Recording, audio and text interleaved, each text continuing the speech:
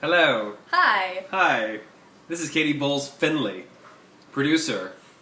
Catie Boles, actress. Yes. She's like Santa Claus. She's got different names and Multiple personalities. multiple personalities. Katie and I met. When did we? How many marathons ago was that? That was Florence. 4 marathons ago. 5 No, marathons. It sorry. was my first marathon. It was 6. 2006? Was it? I think so. Like 6 years ago. We met 6 years ago training for the Florence Marathon in Florence, Italy. Chad was the one in the running group who kept saying he was going to hire Italians with knives to chase us. I don't remember that. Yeah, I it was remember great. I remember singing "Sexy Back." Yes, you sang "Sexy Back" and "Promiscuous Girl," and you talked about how we were going to hire Italians with knives to chase us through the streets of Florence. And I was really into that idea because 26 miles is... But that was actually one of my better marathons. Yeah, no, that was my best. I haven't done anything remotely like that since. There was a 6-hour cutoff, and I was like right at 6 hours. But you did better than me. You were like 5 hours on the dot. Yeah. So that was not I six. don't run very fast. So. Unless there's Italians with knives. Then there were not. So zombiebakeshop.com is Katie's idea that she came up with. I swear you came up with this idea like 3 years ago. I'm like, you've got to do this idea, and Yeah, I've been talking about it for a long time. yeah. Because And zombies are awesome. Yeah. her house, her condo here, she picked out the condo because in the event of the zombie apocalypse, It's very defensible. Explain. Okay, see, my condo is on the 3rd floor. It only has one entry point. That door there enters to the outside. All of the windows are on the 3rd story, and they are exterior windows. So 3 stories up, outside of the building. Zombies can't get in.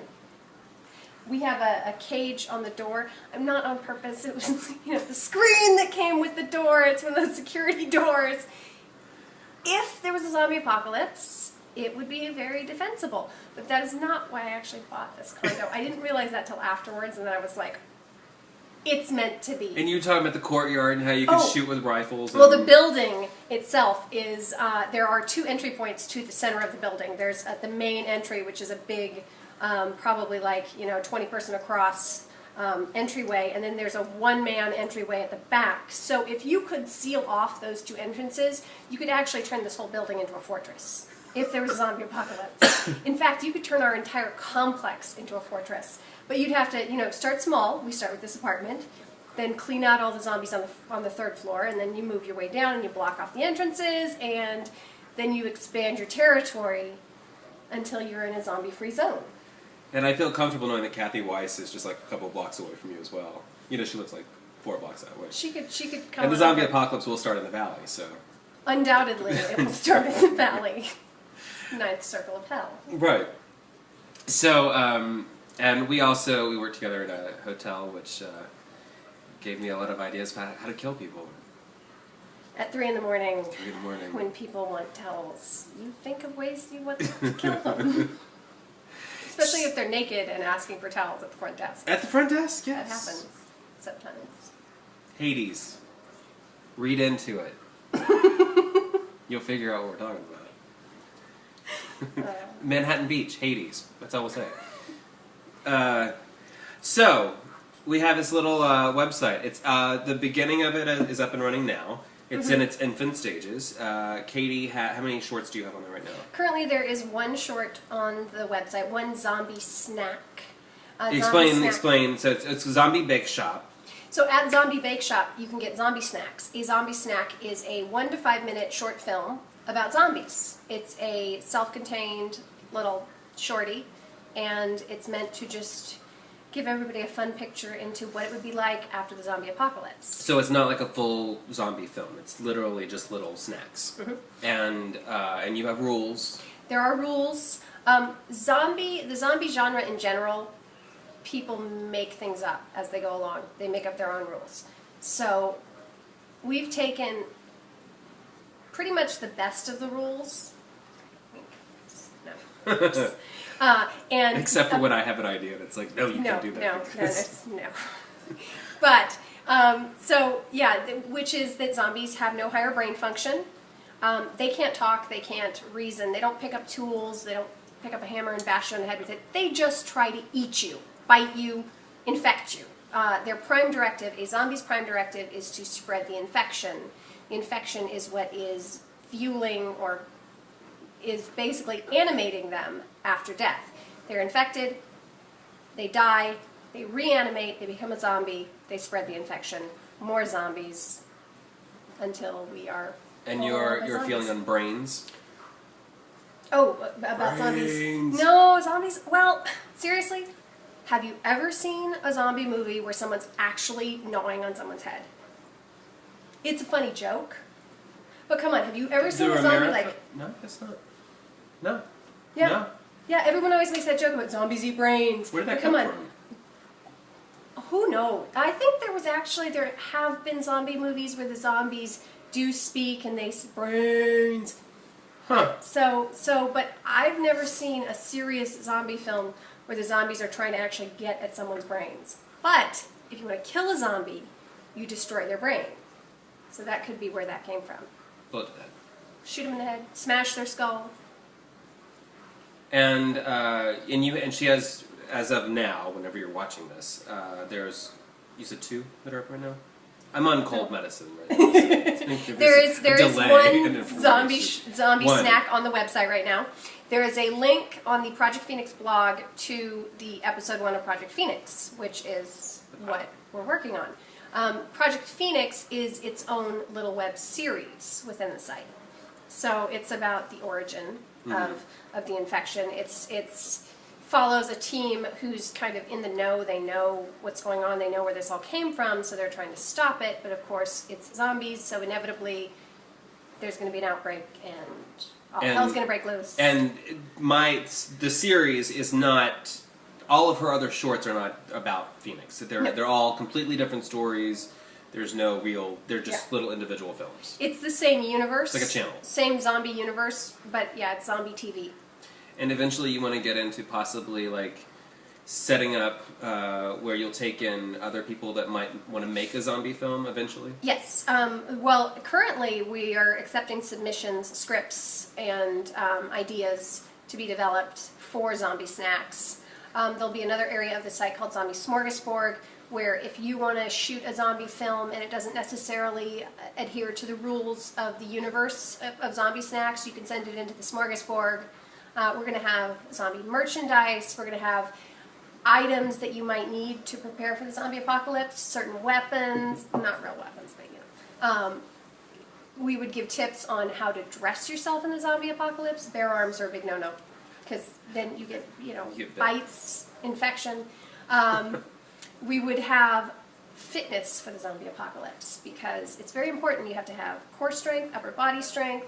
You've got to be able to move fast. You've got to be able to break a hold. If a zombie gets a hold of you, we want to be able to bust out of there, a little jujitsu in there. Speed work, sprinting, and this will actually be a practical workout like P90X or CrossFit, really warrior fitness for the zombie apocalypse.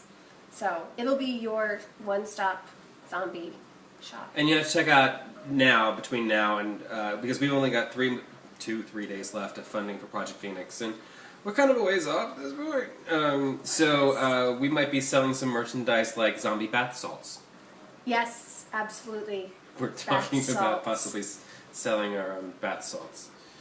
They turn you into a zombie. Maybe.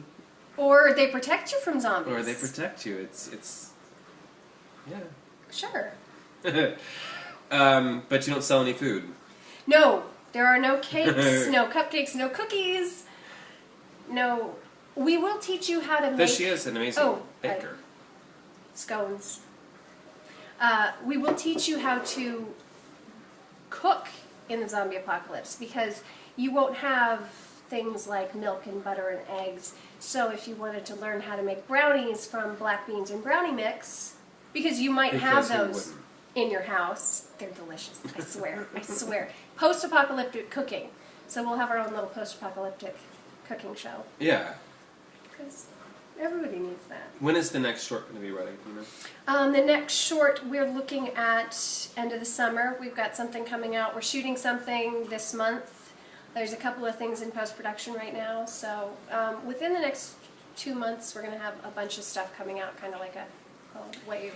And you also, we've been kind of talking about possibly, so check back on the Zombie Bake Shop, just bookmark it. Just go to it every day. ZombieBakeShop.com. A possible little zombie short film festival for the Smorgasbord. Film festival. But you would have to maintain to the rules. Yes. Well, actually, yes. If you want to do, we're going to do a film festival. There'll be a set of rules. Like these are the rules that the zombies adhere to as far as the universe, and then you can go hog wild. You can set it anywhere you want, on a boat, in a plane, whatever. I have a plane. You can't do a plane. No, never mind. No planes. No planes. Boats. Boats. Oil rigs. Great place for a zombie refuge. Because that's cheap. I mean, everybody's got an oil rig. Or something like that. So, where would you like to see this in 2 years? Well, we do have a zombie feature script, so we would like to make our zombie feature. I'd like to just see this just mass-produced zombie television all the time. Just, bring in original ideas from other people and just crank it out and have our own little TV channel on the internet, because that's where the internet is going. As I learned, TV channel on the internet. I had no idea until I went to VidCon. All zombies, all the time. It would be really awesome. I would be happy. How did you get this interest in zombies? Where did this come from? So my husband, Will Finley, he forced me, to sit in the dark, turn off all the lights, and he put on Dawn of the Dead 2004. Brilliant film. Amazing actors in that film. So good. Incredible zombie talent. Prior to that, you couldn't pay me to watch a horror film. I was out of the room, I was hiding, the lights had to be on. I literally would get up and leave when the scary parts happened. But Will sat me down, made me watch Dawn of the Dead 2004. It was amazing. There were good characters, the writing was good, you really got invested in it. You wanted these people to survive, you wanted them to get away from the zombies, and it was so exciting. The zombies were terrifying. It was just the most horrific thing I've ever seen. And it was like this fascination was born. I started reading zombie fiction, I started watching every zombie movie I could get my hands on. I'm very highly critical of some zombie media. Walking Dead. Really? Oh, not a fan.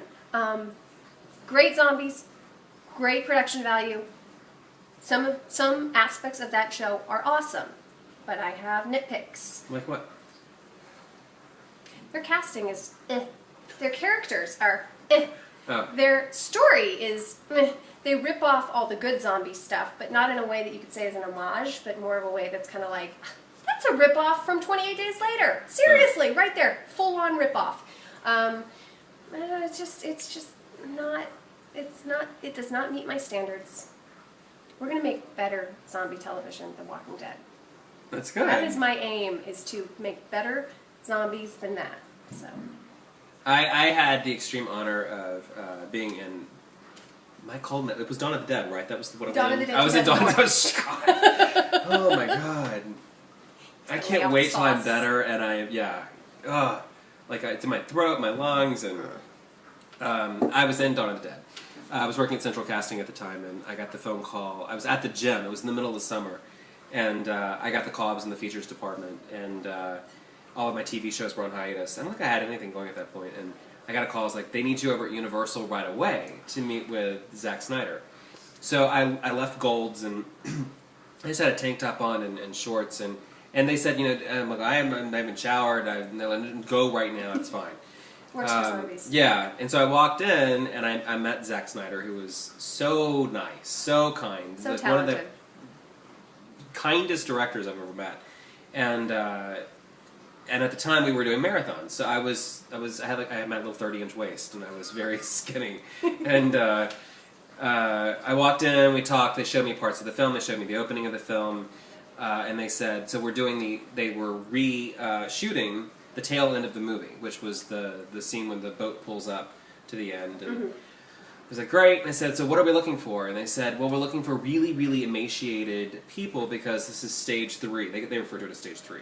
So everybody was very, very thin.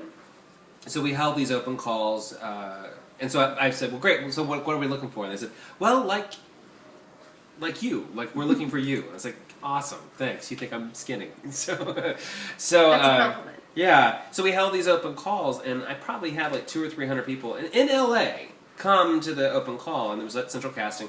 We took photos of everybody, and we showed the pictures, and I'm like, I could not believe that I was still one of the skinniest people there. And so, but they still, like, everybody that we cast, like, they obviously wanted us as lean as possible. And I had done some stunt work in Georgia, and because I had studied Romero in college, the PR people found out about it. They put me in the movie, and so they wanted to do a whole piece about how the casting person studied Romero in college and was now in this film. So like a full circle kind of thing. And the day that we were supposed to do this big stunt rig, there was this massive flood. We shot at Universal in the back lot. I think they call it Gilligan's Island. It's back where the little water is, but when you're behind that lake. The lake thing. And so there was, just they couldn't get the rig into the water. So basically, we just ran and attacked, but it took 6 hours to get the makeup on, and we got there like 2 o'clock in the morning. We all had staggered calls. 2 o'clock in the morning, freezing. It was absolutely freezing. I don't know why it was so cold in the summer. I remember it was in the summer because I was on hiatus. Freak summer. Maybe it was earlier than that. Maybe now that I think about it, maybe it was right after all the shows went down, because it came out in like July, I think.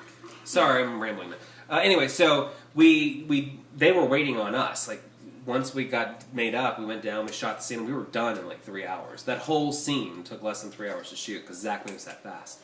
And so then of course, at that point, it was time for a break for lunch as well. So we had a quick lunch, went back and shot like another hour, and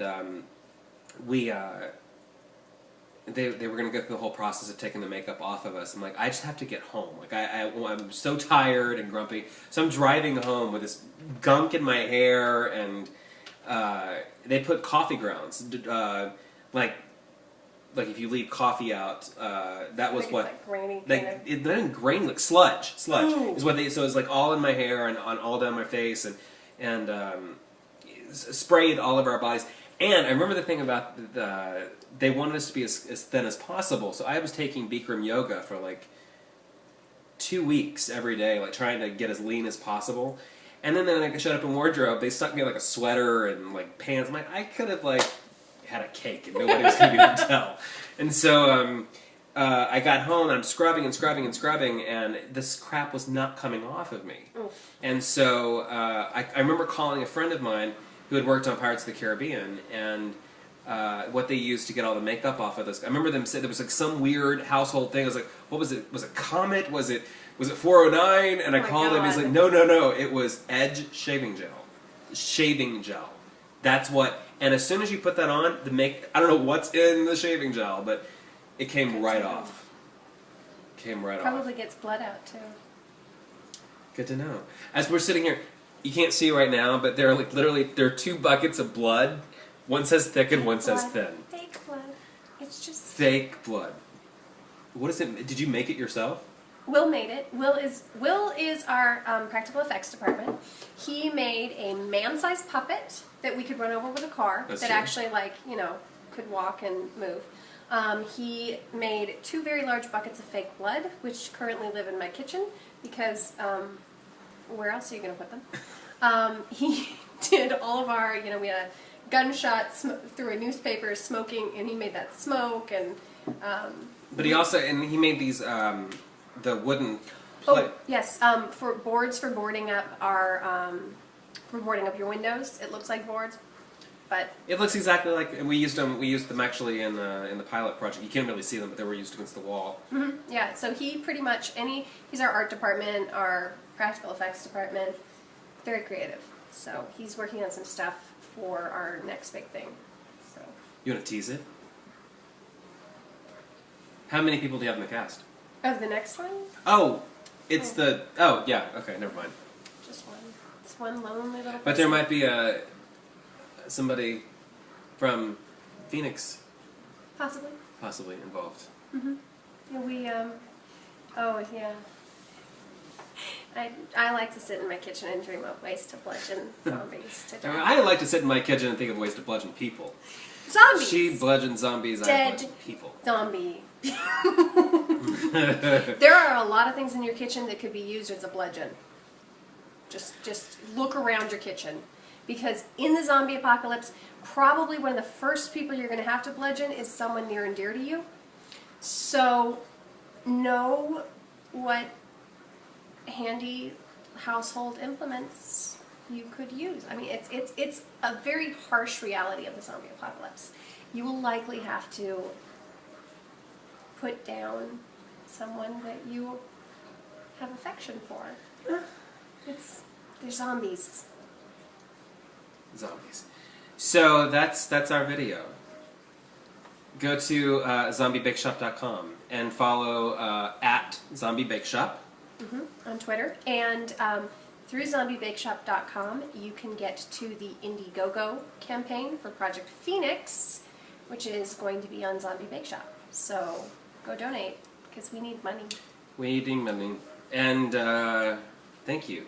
Thank you for sponsoring us, and see you soon.